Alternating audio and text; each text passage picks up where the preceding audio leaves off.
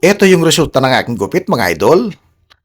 Ito yung gupit na nakakagwapo. Ang tawag dito, ito yung tinatawag na barber. O pagkatapos yung ginupitan yung aking customer, nagpatulong siya na kung pwede daw, alisin ko yung kanya nga iniindang stiff neck. Kaya pala hirap siya nga lumingon. Meron siya nga karamdaman na stiff neck o iniinda nga stiff neck. Kaya tinulungan ko naman siya, hindi naman ako nagdalawang isip na tumulong. Kaya pinalambot ko kaagad yung kanyang mga muscle sa magkabilang side ng kanyang leeg. Kaya wag ninyo nga gagayahin to, mga idol, kung hindi kayo sanay sa pagtatanggal ng mga ganito. Dahil wala naman na bayad to, kusang loob lang tayo nga tumutulong sa mga may nararamdaman na gaya nito. Yung mga may stiff neck, may mga frozen shoulder.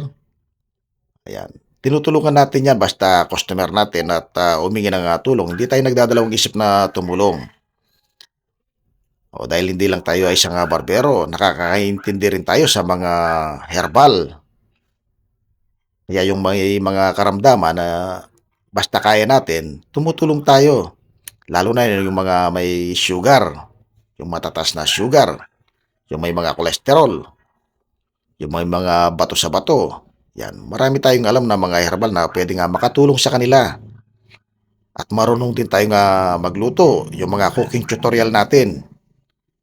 Yan, basta kaya natin at bukal sa loob natin, tutulong tayo basta alam natin.